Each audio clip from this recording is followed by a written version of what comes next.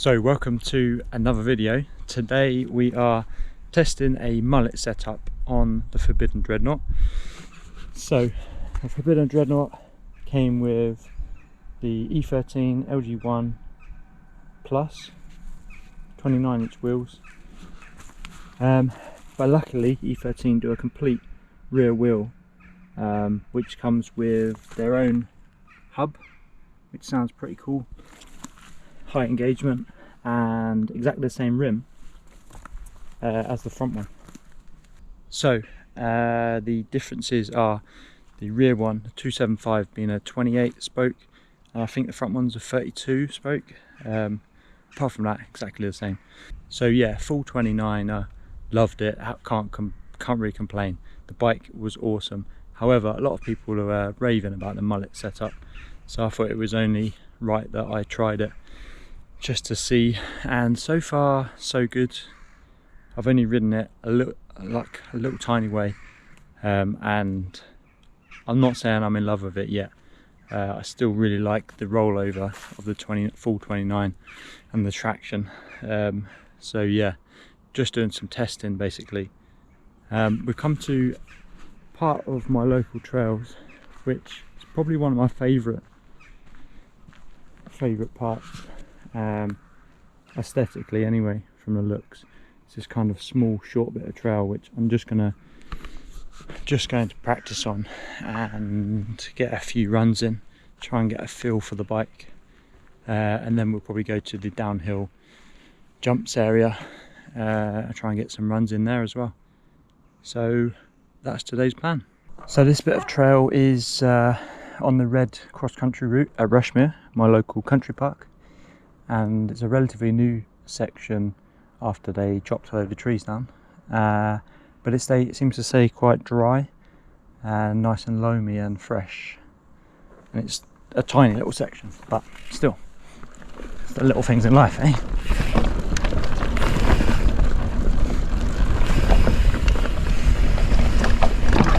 Oh, it's loose.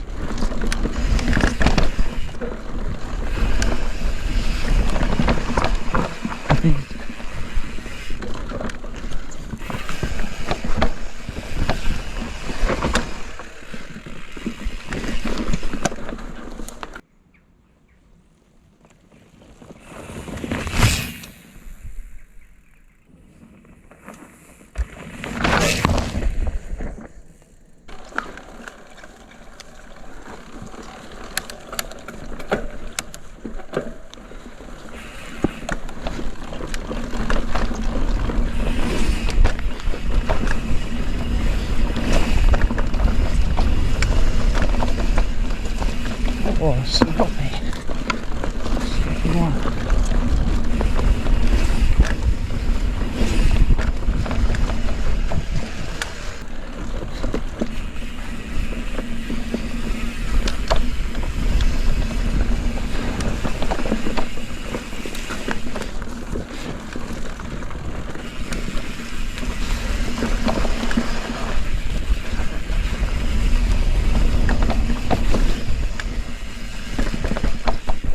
So what's everybody's opinions on noisy hubs versus quiet hubs? I'm not that bothered about them, to be quite honest. Obviously there's the whole idea of high engagement can increase pedal kickback, hindering the suspension to some degree, the rear suspension. I'd rather have working suspension than a quiet hub. But yeah, everyone's different, and the noisy hubs do sound kind of cool, but is this a bit over the top? It seems to be getting louder as it's wearing in. Yeah, let me know what you think.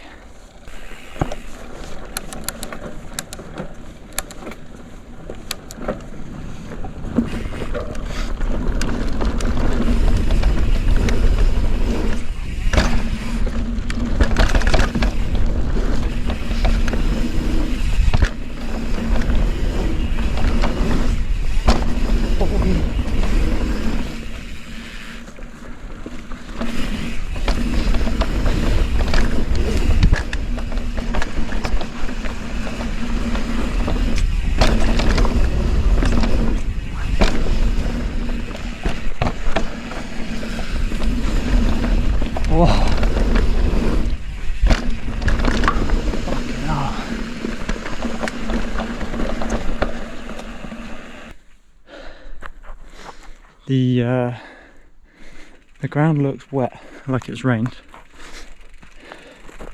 and it's mostly sand at Rushmere, which makes it quite hard for the trail builders, I imagine. They sculpt a trail, build some jumps, and then it rains or it gets super dry and just crumbles away. You get really bad rain ruts by the looks of it, where the water kind of flows down the hill and just takes the sand with it. So anyway, it's kind of weird because it's over there, as you come down that kind of hill, your tyres feel like they're washing out, which is strange. You'd think a bit of rain would give you traction, but it's almost like it's got a hard base layer with a soft kind of sand that's loose on the top.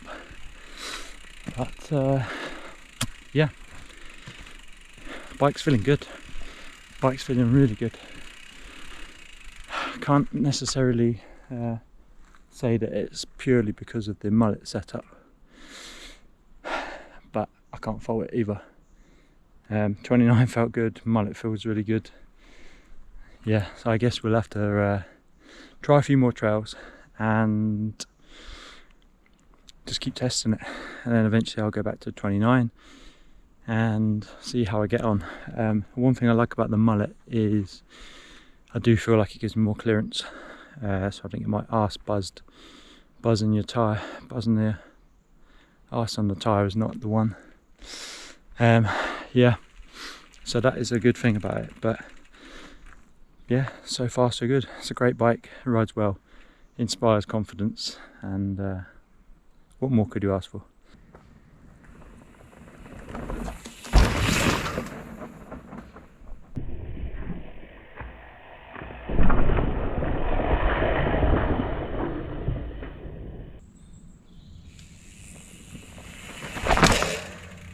And fast forward maybe a month or so, and I've been running the Mullet setup for a good number of days riding.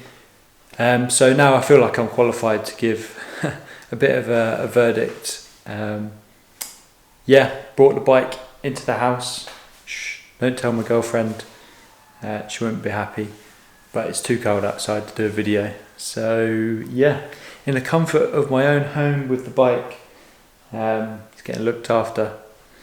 So anyway, going on to the Mullet setup. So for me, the main difference I would say is, like most people probably say the same thing, the rear end is more playful. So especially in the wet, I noticed at Bike Pile Wales the kind of rear end would slide more, or is easier to slide. With the 29er, the grip was just phenomenal. It almost feels like it wants to go kind of straight. It doesn't want to go around the corners with the 29er setup. Not to the extent where it doesn't want to go around a corner, but it's just so grippy. And especially for me, I noticed the real slow stuff where you're kind of rolling slowly down the technical parts of the terrain and the trails. I found that's where it really made the difference. Don't know if that's just the parts of the trail that I was riding where it kind of stood out for me. But yeah, I mean, to be quite honest, the Mullet setup, 27.5 front, rear, and 29 front is best of both worlds between having 275 front and rear and 29. But I'm not sure which I prefer between the Mullet and the full 29, to be quite honest. I do really enjoy the Mullet setup. If there's one thing that I really like about it, it's the fact that there's less chance of buzzing your butt, your arse, your ass, your bottom on the rear tyre, which I did a couple of times on the 29. I imagine you probably get used to where the limit is if you rode the 29 enough, and then you kind of get used to that, possibly.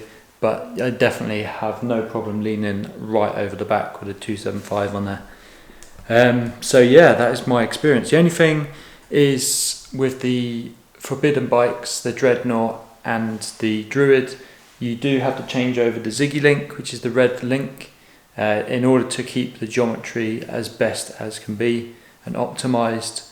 So that kind of makes swapping between 29 and 275 a little bit more time consuming, a little bit more work, but it's not too bad. And one thing I've noticed about the Forbidden is the pivots, the suspension pivots, or linkage pivots should I say. They really require quite a lot of cleaning and re-greasing. Seems to attract quite a lot of dirt. Don't know if that's unique to my bike. I've not ridden it that much really. It's not like it's had a whole year of abuse. So yeah, that's something I'm going to keep on top of.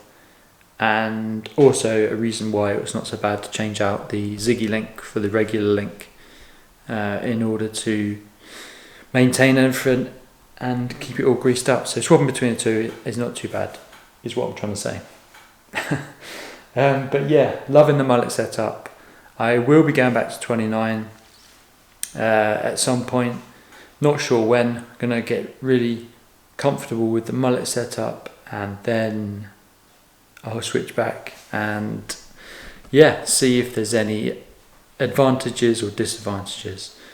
But yeah, if you've got one of these bikes and it's full 29 and you're on the edge, not sure about whether to go Mullet or not, I would see if you can borrow someone's, ideally if you know someone, or just have a ride on one. But I don't think you would regret going for the Mullet, to be quite honest. I think both are good. It just kind of depends on the terrain you ride and your riding style. But yeah, that is my Mullet setup. I'm pretty pleased with it. I'm not a professional rider. I'm not the most skilled, but I did notice the difference even at the low level of ability that I have. So yeah, it does make a difference. And obviously if you take that to racing, I imagine that will have quite an impact. Maybe you could take both, depending on the trail conditions or the racetrack. You might want to run Mullet or 29 to get a bit of an advantage perhaps, but I'm not sure about that. I think personally I'd probably prefer to stick to one setup, get used to it, get really comfortable, but everyone's different. Yeah, so that's it. That's the Forbidden Dreadnought with the Mullet setup in my kitchen, keeping warm. Hope you've enjoyed this video and I'll see you in the next one.